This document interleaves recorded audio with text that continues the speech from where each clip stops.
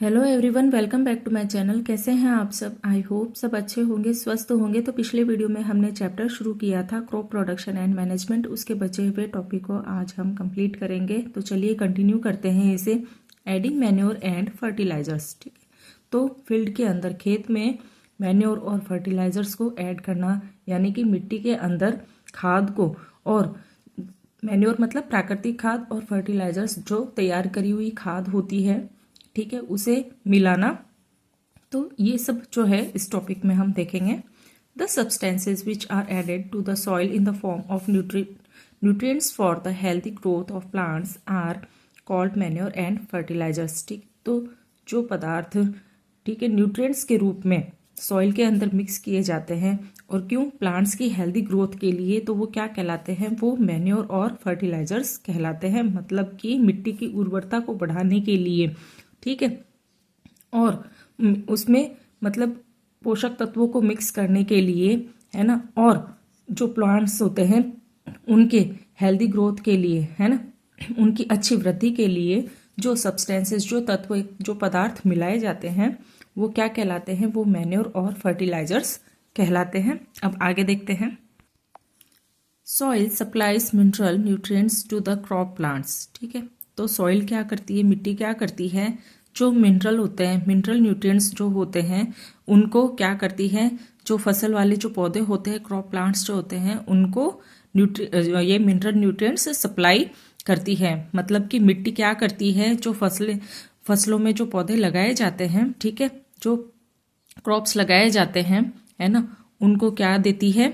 उनको mineral nutrients देने का काम करती है, उनको वहां तक पहुंचाने का काम करती है। तो these nutrients are essential for the growth of plants. तो ये जो न्यूट्रिएंट्स होते हैं, ये क्या है कि पौधों की वृद्धि के लिए जरूरी होते हैं। इसेंशियल यानी कि जरूरी। In certain areas farmers grow crop after crop in the same field. ठीक है, तो क्या होता है कि कोई एक फिक्स एरिया होता है, या हम कह सकते हैं कि कोई फील्ड होता है या कोई खेत होता है, जिसमें फार्मर क्या करते हैं, किसान क्या करते हैं कि क्रॉप्स क्या करते हैं, ग्रो करते हैं। ठीक है, और एक के बाद एक क्या करते हैं, वो उसमें फसलों को उगाते हैं। ठीक है, और किस में उगाते हैं? सेम फील्ड में उगाते हैं। ठीक है, एक ही जगह पे, है ना। सेम फील्ड का मतलब एक ही जगह पे, एक ही फील्ड में, एक ही खेत में किसान क्या करते हैं कि फसलों के बाद फसलें मतलब उगाते रहते हैं, ग्रो करते हैं। ठीक है, तो the field is never left uncultivated और फॉलो। ठीक, तो जो फील्ड जो होता है ना, उसमें क्या होता है कि कभी भी, मतलब कि उसमें ऐसा नहीं है कि उसमें कभी जोतने वाला काम नहीं हुआ हो, है ना। उसमें हमेशा जोतने वाला काम होता रहता है, फसलों को बोया जाने वाला काम, बीजों को बोया जाने वाला काम होता रहता है। ठीक है, तो imagine what happens to the nutrients. तो इमेजिन करो कि जो न्यूट्रिएंट्स होते हैं उनका क्या हो सकता है। अब आगे देखते हैं। तो एक बार इसे दोबारा देख लेते हैं कि क्या होता है कि कुछ सब्सटेंसेस होते हैं, कुछ पदार्थ होते हैं जो क्या होते हैं, मैन्योर होते हैं, फर्टिलाइजर्स होते हैं, जो कि क्या होते हैं, मिट्टी के अंदर मिलाए जाते हैं, सॉइल में उनको मिक्स किया जाता है उसकी उर्वरता को बढ़ाने के लिए, उसके उपजाऊपन को बढ़ाने के लिए। और ऐसा क्यों किया जाता है? इससे क्या होता है कि प्लांट्स क्या होते हैं कि उनकी हेल्दी ग्रोथ होती है, अच्छी वृद्धि होती है। ठीक है, तो न्यूट्रिएंट्स के रूप में मैन्योर और फर्टिलाइजर्स को ऐड किया जाता है सॉइल के अंदर। ठीक, और क्या होता है कि जो ये फिर सॉइल में मिक्स कर दिया, तो ये सॉइल क्या करता है कि मिट्टी क्या करती है कि प्लांट्स जो है ना, जो वहां पे जो पौधे लगाए गए हैं, उन पौधों को फिर ये क्या करती है, मिनरल न्यूट्रिएंट्स प्रदान करती है, सप्लाई करती है, या हम कह सकते हैं उन तक पहुंचाती है। ठीक है, और ये सब क्यों जरूरी है, ये न्यूट्रिएंट्स क्यों जरूरी है? ये पौधों की अच्छी ग्रोथ के लिए, प्लांट्स की ग्रोथ के लिए ये जरूरी होती है। और फार्मर क्या करते हैं कि सेम ही फील्ड में, एक ही फील्ड में वो क्या करते रहते हैं कि क्रॉप्स लगाते रहते हैं, फसलें मतलब 1 बाय 1 क्या करते रहते हैं, फसलों को लगाते रहते हैं और ऐसा कभी नहीं होता है कि उन्होंने कभी भी मतलब कल्टीवेशन नहीं किया हो। उन हमेशा वो उस फील्ड में क्या करते रहते हैं, जोतने का काम करते रहते हैं। अब आगे देखते हैं, continuous cultivation of crops makes the soil poor in nutrients. ठीक है, हाँ, क्या होता है कि अगर लगातार कल्टीवेशन किया जाए क्रॉप्स का, है ना, लगातार फसलों की जुताई की जाए तो क्या होगा कि सॉइल का क्या जो है न्यूट्रिशन जो होता है, न्यूट्रिएंट्स जो मिक्स होते हैं सॉइल में, जो पोषक तत्व मिक्स होते हैं वो क्या हो जाते हैं कि कम हो जाते हैं। ठीक है, मतलब कि अगर लगातार फसलों को लगाया जाए, ठीक है, कल्टीवेशन किया जाए तो सॉइल के अंदर जो मिक्स जो न्यूट्रिएंट्स होते हैं, जो पोषक तत्व होते हैं, है ना, वो क्या हो जाएंगे कि वो कम हो जाएंगे। ठीक है, अब आगे देखते हैं, therefore farmers have to add manure to the fields to replenish the soil with nutrients. तो फार्मर क्या करते रहते हैं, फिर उसके अंदर मैन्योर को ऐड करते रहते हैं। ठीक है, जो फील्ड होता है उसमें वो क्या करते रहते हैं, जो प्राकृतिक खाद होती है वो उसमें ऐड करते रहते हैं to replenish the soil with nutrients. ठीक है, तो सॉइल को फिर से पोषक तत्वों से भरने के लिए, रेप्लेनिश यानी कि फिर से भरने के लिए, है ना, क्या करते हैं फार्मर, उसमें मैन्योर को ऐड करते हैं या प्राकृतिक खाद को मिलाते हैं। This process is called manuring, है ना। तो ये जो प्रक्रिया होती है ये क्या कहलाती है, मैन्योरिंग कहलाती है। इम्प्रॉपर और unsufficient manuring results in weak plants. ठीक ठीक, तो क्या होता है कि इम्प्रॉपर, ठीक है, अगर सही तरीके से और अगर जितना जरूरी है उससे अगर ज्यादा या कम अगर उसमें मैन्योरिंग करेंगे, है ना, उसमें अगर खाद मिलाएंगे तो क्या होगा, इससे क्या होंगे, प्लांट्स जो होंगे वो कमजोर हो जाएंगे। ठीक है, वीक हो जाएंगे।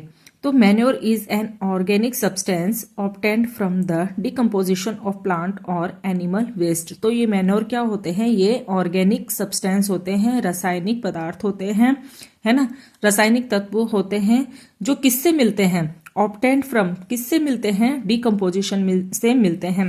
जो प्लांट्स होते हैं, है ना, और जो एनिमल्स होते हैं उनके जो वेस्ट होते हैं, उनके जो अपशिष्ट पदार्थ हैं, उनके विघटन से ये जो क्या होते हैं कि ये रासायनिक तत्व मिलते हैं। ठीक है, जो कि क्या होते हैं, जो होते हैं मैन्योर। ठीक है, तो farmers dump plant and animal waste in pits at open places and allow it to decompose. तो फार्मर क्या करते हैं कि जो प्लांट और एनिमल के जो वेस्ट होते हैं उनको क्या करते हैं, खुले हुए गड्ढे होते हैं, पिट्स यानी कि गड्ढे। ठीक है, तो खुले गड्ढे होते हैं, है ना, उनके अंदर डाल देते हैं और फिर उसमें क्या होता रहता है, उसमें विघटन का काम होता रहता है। ठीक है, विघटन की क्रिया उसमें होती रहती है। तो the decomposition is caused by some micro organism. तो ये जो विघटन की जो क्रिया होती है ये किसके द्वारा होती है, ये माइक्रो ऑर्गेनिज्म के द्वारा होती है। माइक्रो ऑर्गेनिज्म मतलब सूक्ष्म जीवों के द्वारा। ठीक है, the decomposed matter is used as organic manure. तो ये जो विघटित जो पदार्थ होते हैं, डिकम्पोज्ड मैटर यानी कि जो विघटित पदार्थ होते हैं, इनका फिर बाद में ऑर्गेनिक मैन्योर के रूप में क्या होता है, यूज होता है। रासायनिक जो खाद होती है उसके रूप में इसका यूज किया जाता है। You have already learn about vermi composting in class 6। आप क्लास 6 में वर्मी कंपोस्टिंग के बारे में पहले से ही पढ़ चुके हैं। अब आगे देखते हैं, fertilisers are chemicals which are rich in a particular nutrients. ठीक है, तो फर्टिलाइजर्स क्या होते हैं कि केमिकल होते हैं, रसायन होते हैं। ठीक है, जिसके अंदर क्या होते हैं कि कुछ विशेष पोषक तत्व होते हैं, या हम कह सकते हैं कि फर्टिलाइजर में क्या होते हैं, कुछ रसायन ऐसे होते हैं जिसमें क्या होते हैं कि विशेष पोषक तत्वों से ये क्या होते हैं, फर्टिलाइजर भरपूर होते हैं। Rich in a particular nutrients का मतलब कि फर्टिलाइजर क्या होते हैं, विशेष पोषक तत्वों से भरपूर होते हैं, जो कि कैसे होते हैं, केमिकल होते हैं, रसायन होते हैं। How are they different from manure. तो ये मैन्योर से अलग कैसे हो सकते हैं। Fertilisers are produced in factories. ठीक है, तो फर्टिलाइजर्स को कहाँ तैयार किया जाता है, फैक्ट्रीज में तैयार किया जाता है। Some example of fertilizers are urea, ammonium sulphate, sulphur urea ammonium sulphate, super phosphate, potash, ठीक है, नाइट्रोजन, फॉस्फोरस, पोटेशियम, ठीक है। तो ये क्या है, एग्जाम्पल है फर्टिलाइजर्स के। अब आगे देखते हैं, the use of fertilizers has helped farmers to get better yield of crops such as wheat, paddy and maize, ठीक है। तो फर्टिलाइजर्स क्या करते हैं, फार्मर की हेल्प करते हैं बेटर रिजल्ट के लिए, अच्छे फसलों के अच्छे जो फल होते हैं उनके बेटर रिजल्ट के लिए ये फार्मर की क्या करते हैं, हेल्प करते हैं। और वो कौन कौन से क्रॉप्स होते हैं, जैसे कि वीट हो गए, ठीक है, पैडी है, मेज है, ये इस तरह की जो क्रॉप्स होती है इनके अंदर क्या किया जाता है, इनके कल्टीवेशन के लिए फर्टिलाइजर्स मिक्स किए जाते हैं सॉइल में, ठीक है। तो but excessive use of fertilizers has made the soil less fertile. अगर ज्यादा मात्रा में, एक्सेसिव यानी कि ज्यादा मात्रा में अगर फर्टिलाइजर्स को सॉइल के अंदर मिक्स करेंगे तो क्या होगा कि सॉइल कैसी हो जाएगी, सॉइल के अंदर क्या होगा, लेस फर्टाइल, मतलब कि अगर ज्यादा फर्टिलाइजर्स मिक्स करेंगे तो सॉइल क्या हो जाएगी, मिट्टी वहां की क्या होगी, खराब हो जाएगी, ठीक है। तो सॉइल लेस फर्टाइल का मतलब वहां की मिट्टी का क्या हो जाएगा, उपजाऊपन कम हो जाएगा। तो fertilizers have also become a source of water pollution, ठीक है। तो फर्टिलाइजर क्या है कि एक मतलब पानी का जो प्रदूषण होता है, वाटर जो पॉल्यूशन है उसका क्या है, एक तरह का स्रोत होता है, ठीक है। क्यों होता है, क्योंकि इसके अंदर केमिकल्स होते हैं, ठीक है। Therefore, in order to maintain the fertility of the soil, we have to substitute fertilizers with organic manure or leave the field uncultivated in between two crops, ठीक है। तो क्या होता है कि सब्स्टिट्यूट का मतलब होता है कि विकल्प, है ना। तो हमारे पास में क्या होते हैं, विकल्प होते हैं फर्टिलाइजर्स के, ठीक है। तो क्या होता है कि इसके साथ में हम क्या करते हैं कि ऑर्गेनिक जो मैन्योर होते हैं, है ना, और जो लीव होते हैं, नहीं क्या होता है कि जो सब्स्टिट्यूट फर्टिलाइजर्स होते हैं, है ना, हमारे पास में क्या होता है कि फर्टिलाइजर्स के अलावा भी हमारे पास में विकल्प होते हैं। सब्स्टिट्यूट का मतलब होता है विकल्प, है ना। तो हमारे पास में क्या होता है, फर्टिलाइजर्स के अलावा भी विकल्प होते हैं कि हम क्या कर सकते हैं, हम ऑर्गेनिक जो मैन्योर होते हैं वो हम यूज में ले सकते हैं, ठीक है। या हम फर्टिलाइजर्स के साथ में ऑर्गेनिक मैन्योर को भी यूज में ले सकते हैं। या फिर क्या होता है कि leave the field uncultivated in between two crops, ठीक है। और क्या कर सकते हैं कि दो जो क्रॉप्स होते हैं, दो तरह की जो फसलें होती है उनके बीच में हम क्या कर सकते हैं कि ये जो फर्टिलाइजर्स है ऑर्गेनिक मैन्योर के साथ में वहां पे छोड़ सकते हैं। लीव का मतलब कि फील्ड में क्या करना है, देखो दोबारा देख लेते हैं इसे। क्या होता है कि दो तरह जो फर्टिलाइजर्स होते हैं उनमें केमिकल होने की वजह से वो वाटर पॉल्यूशन का भी एक क्या होता है, रीजन होता है, ठीक है। तो इससे बचने के लिए, है ना, इसे कम करने के लिए क्या किया जाता है कि दो तरह की फसलें लगाई हुई हैं तो उनके बीच में क्या किया जाता है कि फर्टिलाइजर्स के साथ में ऑर्गेनिक मैन्योर को मिक्स करके और वहां पे छोड़ दिया जाता है। तो the use of manure improves soil texture as well as its water retaining capacity. तो ये जो मैन्योर होते हैं ये क्या करते हैं, सॉइल के टेक्सचर को इम्प्रूव करते हैं, ठीक है। सॉइल की, तो ये मिट्टी की जो प्रकृति होती है उसमें वृद्धि करने का काम करते हैं, ठीक है। और क्या करते हैं, इट्स वाटर रिटेनिंग कैपेसिटी, और पानी को रिटेन करने की, है ना, धारण करने की जो कैपेसिटी होती है, क्षमता होती है, उसे भी अच्छा बनाने का काम करते हैं, ठीक है। तो it replenishes the soil with nutrients. तो ये क्या करते हैं कि मिट्टी के साथ में जो पोषक तत्व होते हैं उनको फिर से भरने का काम करते हैं, ठीक है। रेप्लेनिशेस यानी फिर से भरना या उसकी पूर्ति करना। तो another method of replenishing the soil with nutrient is through crop rotation. ठीक है, दूसरा मेथड जो होता है इसकी जो पूर्ति करते हैं, इसको फिर से भरने का काम करने के लिए जो दूसरा मेथड होता है, जो दूसरा तरीका होता है, वो क्या होता है? Crop rotation. ठीक है, this can be done by growing different crops alternately. और ये कैसे हो सकता है?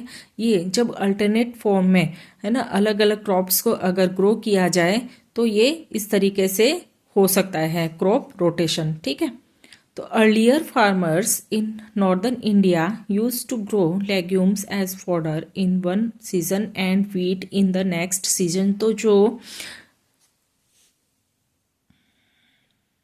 नॉर्दर्न इंडिया के जो फार्मर होते हैं वो क्या करते हैं कि लेग्यूम्स ग्रो करते हैं। ठीक है, जो फलीदार पौधे होते हैं उन्हें लगाने का काम करते हैं, और फोडर यानी कि पशुओं का जो चारा होता है ना, तो उस सीजन में वो क्या करते हैं कि फलीदार पौधे लगाते हैं। ठीक है, लेग्यूम्स यानी फलीदार पौधे लगाते हैं। ठीक है, और वो फिर किस में काम आते हैं? वो पशुओं के चारे के रूप में काम आते हैं। और ये क्या करते हैं, जो फार्मर होते हैं नॉर्दर्न इंडिया के, ये एक सीजन में ये चीज़ें करते हैं। ठीक है, क्या करते हैं? लेग्यूम वाले जो फलीदार जो पौधे होते हैं ये लगाते हैं, और किसके रूप में होते हैं? फिर ये पशुओं के चारे के रूप में होते हैं। फिर एक सीजन में तो उन्होंने ये किया, और फिर क्या करते हैं ये? And wheat in the next season. और अगले सीजन में फिर ये क्या करते हैं? गेहूं की फसल लगाते हैं।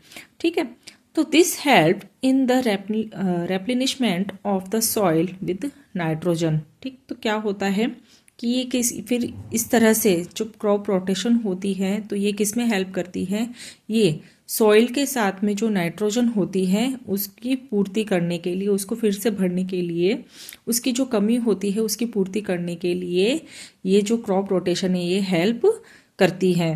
ठीक है, तो farmers are being encouraged to adopt this practice. ठीक, तो फार्मर क्या करते हैं कि इस तरह की प्रैक्टिस को अपनाते हैं, इस तरह की जो प्रोसेस होती है वो ये करते हैं। ठीक है, in the previous classes you have learned about rhizobium bacteria. आपने पहले की क्लासेस में राइजोबियम बैक्टीरिया के बारे में पढ़ा होगा। राइजोबियम बैक्टीरिया क्या होते हैं कि these are present in the nodules of roots of leguminous plants. तो क्या होते हैं? लेग्यूमिनस प्लांट्स जो होते हैं, फलीदार जो पौधे होते हैं, उनकी जड़ों के अंदर क्या होती है? गांठ जैसी संरचना होती है, स्ट्रक्चर होती है। वो क्या होते हैं? वो राइजोबियम बैक्टीरिया होते हैं। दे फिक्स एटमॉस्फेरिक नाइट्रोजन। ये क्या करते हैं? जो एटमॉस्फेयर में जो नाइट्रोजन होती है, वातावरण की जो नाइट्रोजन होती है उसे फिक्स करने का काम करते हैं, उसकी फिक्सेशन का काम करते हैं। ठीक है, अब आगे देखते हैं difference between fertiliser and manure. तो फर्टिलाइज़र और मैन्योर के बीच के जो डिफरेंस के बारे में एक वीडियो मैंने बना रखा है जो आपको प्लेलिस्ट में मिल जाएगी। ठीक है, तो अब आगे देखते हैं एडवांटेजेस ऑफ मैन्योर। तो मैन्योर के क्या क्या फ़ायदे होते हैं देखते हैं। The organic manure is considered better than fertiliser. ठीक है, तो क्या होते हैं कि जो रासायनिक जो ऑर्गेनिक, ठीक है, जो कार्बनिक जो खाद होती है, ठीक है, इससे पहले भी मैंने ऑर्गेनिक को शायद रसायन कहा है, तो उसे आप ठीक कर लीजिएगा। ऑर्गेनिक मैन्योर यानी कि कार्बनिक जो खाद होती है ना, वो फर्टिलाइज़र से क्या होती है? बेटर होती है। ठीक है, फर्टिलाइज़र से बेहतर मानी जाती है। कंसाइडर्ड यानी कि मानना। ठीक है, तो दिस इज़ बिकॉज, ऐसा क्यों?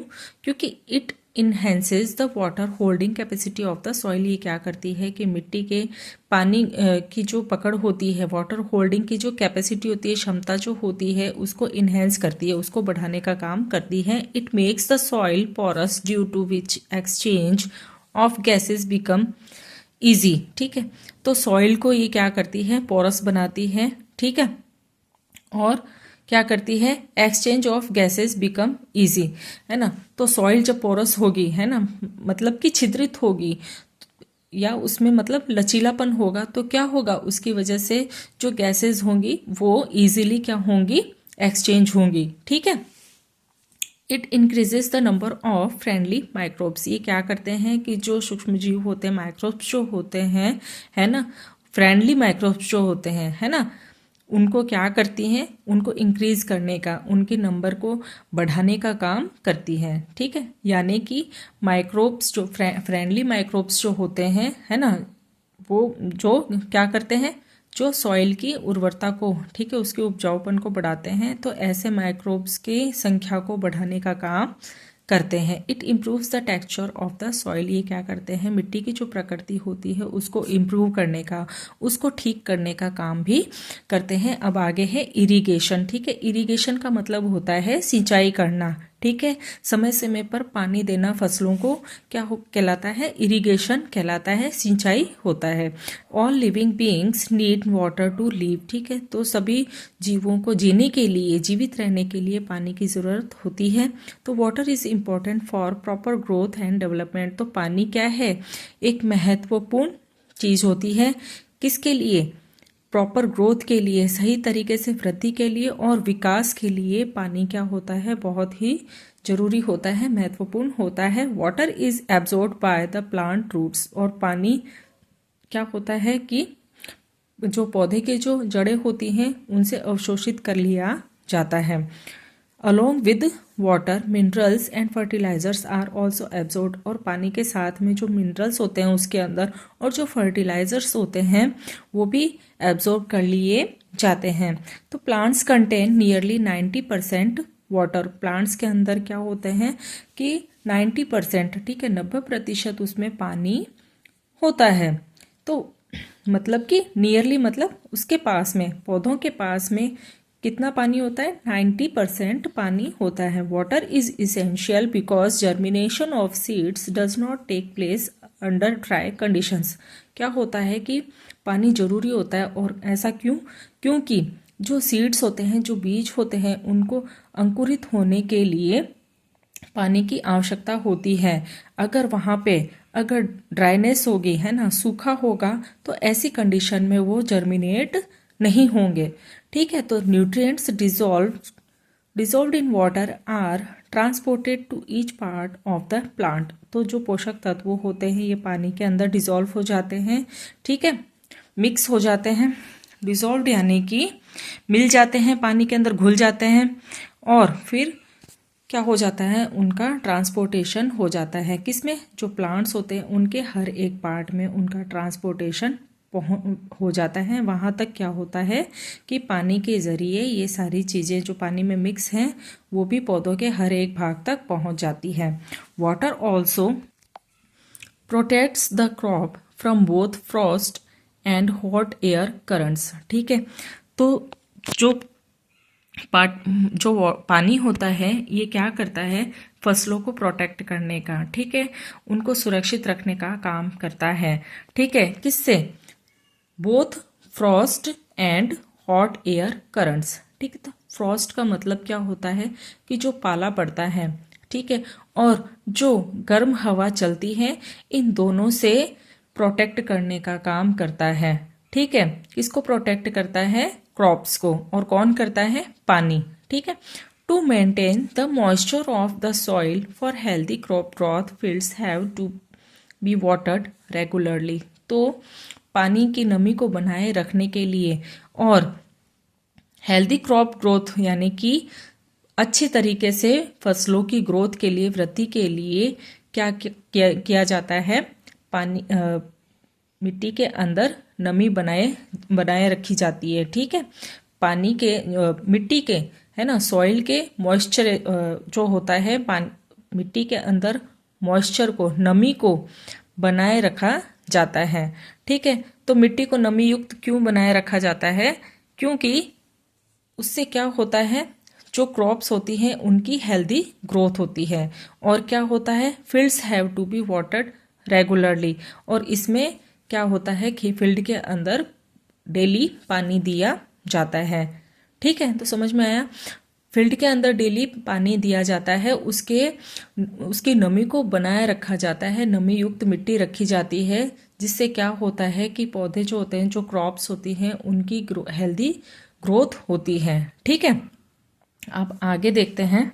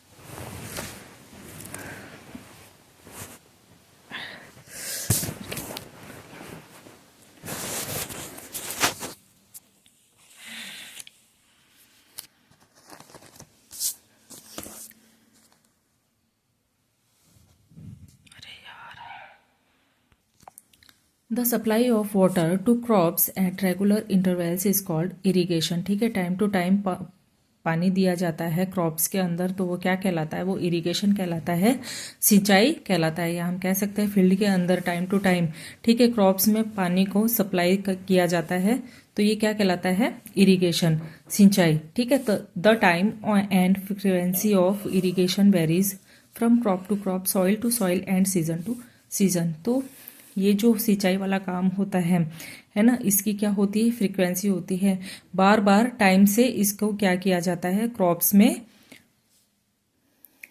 पानी को सप्लाई किया जाता है। तो वेरीज का मतलब होता है अलग अलग, ठीक है, अलग अलग क्रॉप में अलग अलग टाइम पे क्या किया जाता है, सिंचाई का काम किया जाता है। तो ये क्या होता है, क्रॉप टू क्रॉप भी होता है, सॉइल टू सॉइल भी होता है, और सीजन टू सीजन भी होता है।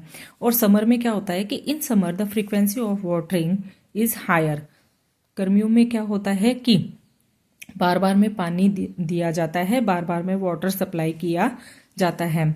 वाई इज इट सो, ऐसा क्यों किया जाता है, could it be due to the increased rate of evaporation of water from the soil and the leaves. ऐसा इसलिए किया जाता है क्योंकि समर सीजन में क्या होता है कि पानी जो होता है वो इवेपोरेट होता है, पानी क्या होता है, वाष्पित होता है ना।